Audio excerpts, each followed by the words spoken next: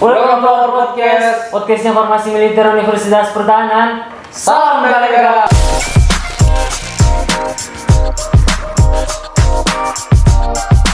Kembali bersama saya Muhammad Ridlia Prianto dan gua Musadir Furqan Baihaqi. Jadi pada episode kali ini kita akan membahas mengenai farmasi militer sendiri. Kalian pasti pada mau tahu kan apa itu farmasi militer sendiri? Nah, tepat sekali. Pada kali ini kami menghadirkan narasumber yang tentunya sangat familiar bagi kalian, especially bagi para farmasis di luar sana. Ya, bukan hanya itu. Beliau juga sudah mendapatkan gelar sebagai guru besar dari salah satu PTN favorit di Indonesia. Apalagi pada saat ini beliau sedang menjabat sebagai PLH Dekan Fakultas Farmasi Militer Universitas Pertahanan. Nah, penasaran kan? Penasaran? Baik, ayo kita langsung sambut saja. Profesor Dr. Apoteker Yadiana Arahap MS. Selamat datang Prof di podcast kami. Terima kasih sudah diundang. Siap. Gimana Prof kabarnya? Baik, alhamdulillah. Puasa tapi harus tetap semangat ya. Tetap semangat ya Prof. Jadi gini Prof, pada episode kali ini kita tuh pengen tahu sendiri sih. Jadi kita tuh telah mendapatkan pertanyaan dari teman-teman luar kita di sana. Kita telah mendapat pertanyaan yang mengenai farmasi militer. Jadi selagi ada Prof di sini, kita pengen tahu apa sih sebenarnya farmasi militer itu sendiri? Ya, saya coba menjawab ya. Mungkin ada jawaban lain selain yang saya jawab. Tetapi memang farmasi militer ya farmasi ya dididik menjadi farmasis ya tentu berkaitan dengan ilmu kefarmasian. Akan tetapi farmasi militer itu karena ada militernya, Fakultas Farmasi Militer, jadi dididik itu nanti para farmasis itu mempunyai semangat bela negara yang tinggi, kemudian juga ditujukan untuk apa? Bisa mengatasi ya tantangan terhadap pertahanan negara dan keamanan nasional.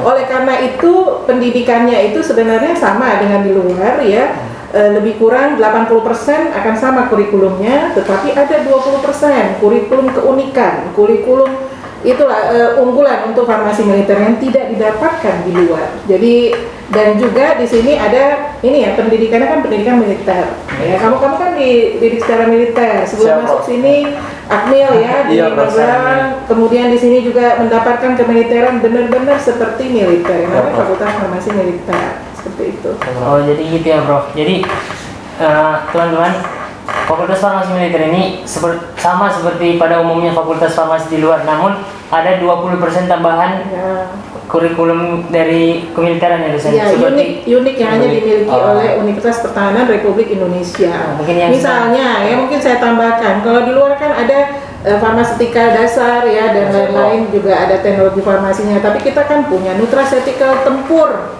Untuk bertempur itu seperti apa nutraceutical yang dibuat? Kemudian juga di dalam kosmetikologinya ada misalnya membuat lotion anti ikan hiu, kan di luar nggak ada.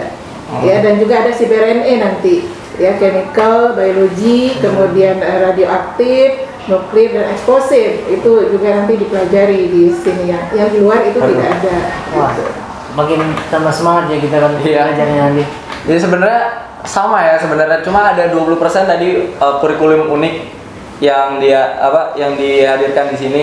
Nah, selanjutnya ini Prof, kan setahu orang luar juga latar belakang Prof itu dari sipil. Ya. Nah, bagaimana pendapat Prof setelah bekerja sekian lama di bidang farmasi tiba-tiba muncul pendirian Fakultas Farmasi Militer ini, Prof? Gimana pendapat Prof? Ya, jadi memang saya dari sipil, kebetulan saya ditugaskan ya di sini untuk karena ini program studi baru ya, fakultasnya juga baru, mungkin ada pengalaman yang sudah saya dapatkan tentunya dalam bidang akademik ya. Kalau kemiliteran saya belajar lagi di sini. Nah, diletakkan di sini saya menambah mendapatkan hal yang luar biasa, wawasan tentang kemiliteran, dan saya melihat bagaimana para kadet itu bukan dididik tetapi diberikan pembelajaran ya, muatan-muatan militer yang bagi saya itu luar biasa, kedisiplinan. Saya bisa membandingkan dengan yang di luar. Di sini nggak ada yang telat kan? Siap tidak Prof? Iya. Kemudian menghormati dosen. Ya setiap mau kuliah laporan, gitu kan? Yang itu saya tidak dapatkan mungkin di beberapa tempat ya, yang saya pernah diundang atau saya ngajar gitu ya, itu nggak saya dapatkan. Kemudian juga concern terhadap bela negara. Zaman sekarang ini milenial kan luar biasa, gadget. Siap. Ya di sini nggak boleh pakai gadget kan. 2 minggu sekali pegang handphone kan. Siap, Prof. Iya, kalau anak saya nggak megang handphone 2 jam dia kelojatan itu ya. Tapi kamu tuh luar biasa. Jadi dididik di sini supaya punya jiwa bela negara, serius, disiplin. Yang disiplin itu juga penting ya. Dan kemudian juga di sini ada leadership, kan ada kuliah leadership ya Siap. tentang kepemimpinan. Jadi sudah kelihatan ini dari awal ya, kader-kader itu sudah kelihatan jiwa-jiwa kepemimpinannya ya, seperti itu. Jadi saya ditugaskan ke sini ya, syukur alhamdulillah. Saya juga ada dampak ke saya terhadap kedisiplinan, tegas ya begitu ya. Kemudian juga mempunyai ya semangat bela negara ya, karena beberapa kegiatan kan selalu salam bela negara, itu kan bergelora itu ya. Dan kemudian hampir beberapa kali itu mendengarkan lagu-lagu mars ke ke Indonesiaan, cinta NKRI itu luar biasa ya. Jadi di sini yang kita perlu garis bawahi, jadi farmasi militer ini nih kan ada militer ya, Prof. Iya.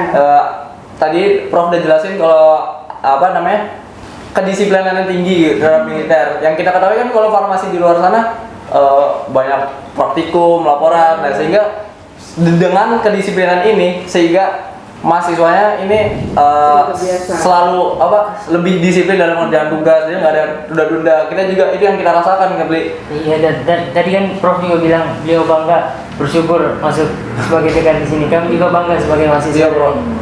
Ya apalagi prestasinya siapa sih yang nggak kenal sama Prof ini ya, Diana kan? Ya kamu aja yang kenal. Pasti teman-teman farmasis di luar sana banyak yang kenal. Ya, Prof. Jadi selanjutnya ini, Prof.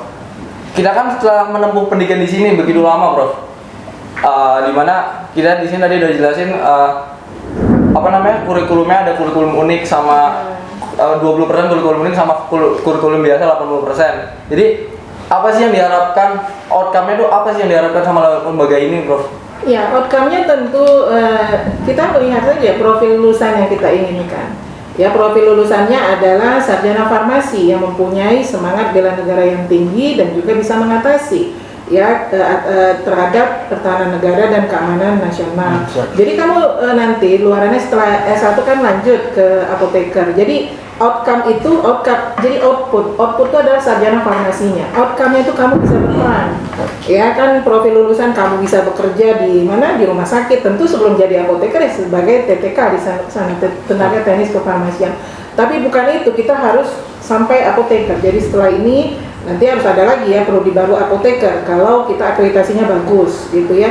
Setelah itu kamu outcome-nya kamu bisa berperan, bermanfaat untuk siapa? Untuk TNI. Kan kamu punya ikatan dinas 10 tahun. Kamu bisa bekerja di lembaga farmasi, ini luar biasa loh. Di TNI itu lembaga farmasinya banyak. Jadi saya sih yakin tidak ada yang nganggur gitu ya. Saya barusan rapat saya tanya berapa sih kebutuhan farmasi setiap tahun itu, Bu, di Lavi AU, Lavi AL, Lavi AD itu pasti memerlukan farmasi. Selain itu mungkin nanti ada yang mau jadi PNS, ya bisa ke puskesmas. Ya kan kamu tuh dididik militer luar biasa, jadi ke pelosok gitu. Karena udah biasa ini kan sudah biasa berbaris dan lain-lain ya, dan disiplin ya. Jadi biasa menahan rindu ya, Prof, jauh dari keluarga. Iya, jadi kamu udah terbiasa ya kan, setahun ini kan juga nggak pulang ya. Nah, jadi outcome-nya itu adalah output kamu lulus. Outcome-nya kamu bisa bermanfaat. Ya, bermanfaat di mana? Ya di lembaga-lembaga TNI tadi yang saya bilang, lembaga farmasi banyak, kemudian rumah sakit kan juga TNI banyak, kemudian bisa di apotek atau di mana lagi? Ya, kalau industri farmasi kan Lavi tadi ya, Lavi kita tuh banyak, ada Labiofarm, ada Biomed, kemudian Lavi AU, Lavi AD, Lavi AL. Nah, kamu kalau memberikan peran, itulah outcome kita. Jadi output, kalau nggak sampai outcome itu percuma, ya. Gitu. Jadi outputnya kita tetap sebagai sarjana farmasi, namun lebih Iya. berperan penting di bidang pertahanan ya. Iya, jadi kamu nanti setelah jadi sarjana farmasi harus lanjut lagi jadi apoteker. Oh, Jadi tetap lanjut. kamu bisa bekerja sebagai penanggung jawab ya nanti di industri di lapi-lapi itu. Siap. Kemudian di instalasi farmasi di rumah sakit, kan rumah sakit TNI banyak. Siap. Kemudian juga di apotek ya. Kemudian distribusi misalnya di PBF bisa seperti itu. Saya yakin TNI juga mengelola ya untuk distributor obat, gitu kan? Jadi masih ada lah lembaga-lembaga farmasi pemerintah yang contohnya kayak tadi Lavia L, Lavia AU, Lavia AD, Labiovac. Instalasi farmasi di rumah sakit TNI. Ya. Atau kalau kamu nanti jadi PNS kan kamu bisa juga di tempat-tempat mungkin ya di BUMN, tapi saya tuh kurang Belum iya. Mungkin masih di dalam lingkungan Kemhan ya. Iya, harusnya di dalam lingkungan Kemhan. Selanjutnya dengan kan tadi kami udah menanyakan apa sih farmasi militer itu, bagaimana pendapat Dekan tentang farmasi militer dan apa outcome yang diharapkan nanti. Nah, selanjutnya kami ingin bertanya Dekan, nih bagaimana sih latar belakangnya bisa terbentuknya fakultas farmasi ini? Iya, ini kan ini tergerak karena kemarin itu Unhan ya, tentang Unhan ya. Ya. Ya. Kalau di dunia di tahun 1957 FIP itu sudah ada military Sudah ada. pharmacy and emergency. Jadi military and emergency pharmacy itu sudah ada di tahun 1957. Tahun 63 kemudian dia terpisah menjadi section sendiri, menjadi bagian sendiri ya, menjadi tadi ya military and pharmacy and emergency response operation ya, itu sudah ada. Jadi di badan farmasi dunia sendiri sudah ada. Kalau fakultas farmasi militernya di dunia udah ada. Jadi untuk military farmasi memang mereka itu selesai nih di sekolah biasa, universitas biasa, tapi kemudian lanjut masuk ke militeran. Jadi Unhan ini luar biasa karena dari S1 gitu. Di Malaysia juga ada. Saya tanya teman saya di Malaysia ada Defense University juga. Kemudian di Thailand ada Defense University, ya kedokterannya ada di India, di Vietnam ya, kemudian di Ceko. Nah yang kemarin yang kita undang menjadi pembicara dari Bundeswehr ya, Jerman itu. Nah mereka kan kemarin cerita dididiknya umum dulu, kemudian nanti kemiliteran. Dan itu luar biasa kan, mereka bisa ini sampai ke Afghanistan ya, kemana-mana untuk itu pertahanan negara dan mendukung kedaulatan negara itu. Nah kalau di sini di Unhan ini kan memang semangatnya itu karena ada global pandemic, terutama COVID-19. Sebenarnya bukan hanya COVID-19 nantinya ya, pandemik apapun itu harusnya ada peran dari ini ya, dari militer ya, dalam hal kalau kita balik lagi ke FIP itu kan emergency disaster ya, jadi emergency dan juga ada bencana-bencana, itu harusnya memang yang maju itu militer. Nah, apalagi militer yang mempunyai pengetahuan yang relevan dengan kesehatan. Kita punya kedokteran, ada farmasi, kemudian ada MIPA ya, kemudian ada teknik.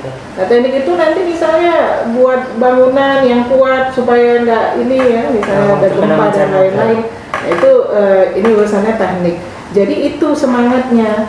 Semangat itu dan juga semangat kemandirian bahan baku obat kalau untuk farmasi, kemandirian vaksin.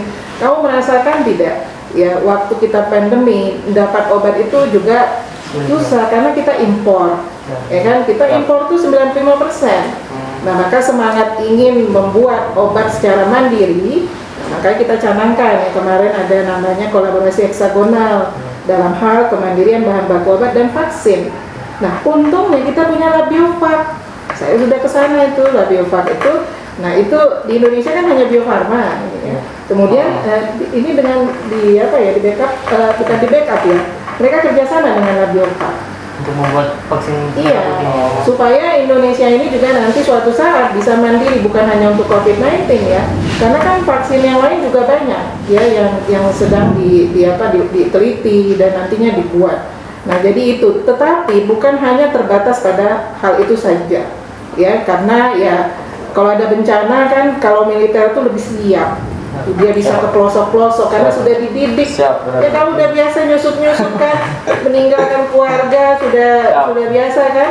Nah, jadi kalau ditugaskan ada bencana itu militer harus siap. apalagi tadi punya ilmunya. Mohon maaf ya, saya bukan underestimate sama yang saya militer bukan farmasi atau kedokteran, tapi kalau punya ilmunya kan ada nilai tambah. Oh hebat, militer kemudian farmasi nanti ke daerah terus memberikan ya ini ke masyarakat, itu lulusan mana Unhan gitu. Biar masyarakat ya. Iya, Pengmas ya kan? Siap, benar. Iya, dan Tridharma juga bisa. Kamu sekarang kan kampus Merdeka itu mahasiswa bisa mengajar, memberi pengajar misalnya ke pelosok anak-anak SMP, SD gitu ya, yang mungkin dia nggak mendapatkan apa namanya ya. Jadi kan atau kamu memberikan apalah nanti di sana itu bisa kan ada 8 kegiatan yang masuk kampus Merdeka, yang masuk kegiatan kampus Merdeka. Kamu bisa milih. Salah satunya adalah mengajar, ya. Jadi misalnya nanti ada waktu ya untuk kegiatan ekstrakurikulernya bisa seperti itu. Ya. Jadi kembali lagi kalau latar belakang terbentuknya farmasi militer itu, jadi sebelumnya emang udah ada di luar negeri. Ya. Tapi kalau ini untuk Unhan ini, yang di Indonesia ini, itu mulai dari S1 sudah apa namanya? Udah dididik kemiliterannya. Kalau di luar sana itu masuk apa namanya? fakultas umum dulu. Masuk fakultas umum dulu baru diarahkan kayak kalau misalnya ini mah SPOPK ya, Bli. Iya, SPOPK kalau. Jadi tadi apa yang telah ditanyakan, beberapa pertanyaan ini yang apa? Jadi total seluruhnya apa perbedaan sih dari farmasi yang biasa sama farmasi militer ini, Prof? Iya, jadi kalau dilihat visi kita itu visi prodi ya, ingin mendidik ini ya sarjana farmasi yang unggul. Tetap disebut bidang-bidang farmasinya unggul dalam ini apa namanya sains farmasi, ya. Kemudian teknologi farmasi ini farmasi klinik dan farmasi militer. Sebenarnya yang dua ini sih hampir sama dengan yang tadi, ada militernya. Dan tadi saya bilang ada keunikan kita itu kalau dilihat ya keunikan itu 20%. Nah, saya hitung-hitung di kurikulum kita itu 20%. Tetapi kalau dijumlahkan lagi dengan kuliah-kuliah universitas kan kamu dapat juga ilmu pertahanan. Itu mungkin ya kira-kira 22%. Jadi bedanya dengan yang farmasi lain, jadi kamu tidak akan kalah untuk ilmu farmasinya karena kita mengikuti kurikulum inti yang dicanangkan oleh Asosiasi Pendidikan Tinggi Farmasi Indonesia. Tetapi kita punya kekhususan yaitu militerinya itu militer. Dan kemudian kamu itu kan juga mengikuti pendidikan militer yang tidak didapatkan oleh yang lain. Kampus yang lain. Jadi kan kamu merasakan tuh bagaimana pendidikan militer itu. Ya kan di sini dari jam 4 pagi sampai tidur lagi, diatur lagi. Ada jadwalnya. Istilahnya 24/7 lah. Dan kemudian Sabtu Minggu ada kegiatan yang memang sudah diatur. Tiap hari Jumat kamu ikut merpati putih, silat. Nah, itu kan sesuatu yang luar biasa. Iya. Jadi tadi udah dijelasin bedanya juga. Kita nih bukan mahasiswa juga, kita panggilnya juga kadet ya sih, kadet mahasiswa, ada kadetnya. Itu karena kita seperti militer. Jadi kalau di luar sana mahasiswa militer itu disebutnya juga kadet. Jadi kita juga di sini kadet juga, mahasiswa juga. Jadi kayak suatu hal yang berat ditambah hal yang berat lagi. Tapi hal yang berat itu harus kita jalani. Iya, kalau misalnya dipikirin terus ya nggak jalan-jalan, harus dinikmatin lah. Karena farmasi sudah berat, apalagi kimia berat ya. Farmasi berat ditambah militernya, yang militernya. Kemudian tambah militer ya. Tapi makanya saya bilang tuh saya acungin jempol nih milenial sekarang generasi Z ya, itu luar biasa.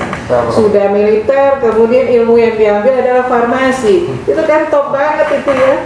Siap, Prof. Udah apalagi ditambah praktikum.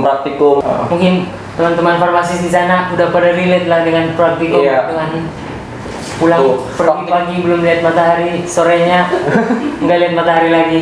Iya. Praktikumnya aja di lembaga TNI loh. Iya. Lembaga Farmasi Angkatan Laut. Memang udah militer banget kan. Mungkin sekian dari pertanyaan-pertanyaan kami, Prof. Kami Kami ucapkan terima kasih Prof atas kesediaannya dan waktunya Prof. semoga menjawab rasa penasaran teman-teman yang di Iya. luar sana yang bertanya. Yang ada yang penasaran lagi kan? Iya. Dan kalau penasaran yang belum masuk farmasi Masuk, Pak. militer gitu kan. Apalagi kalau ada yang mau bertanya tentang farmasi militer, silakan komen. Ya di kolom komentar ya, langsung nanti kita adain podcast lagi. Oke. Dan jangan lupa tadi ngisi kolom komen sama Subscribe lah. subscribe, jangan lupa. Oke. See you on the next episode of podcast Farmasi Militer. Salam Merdeka.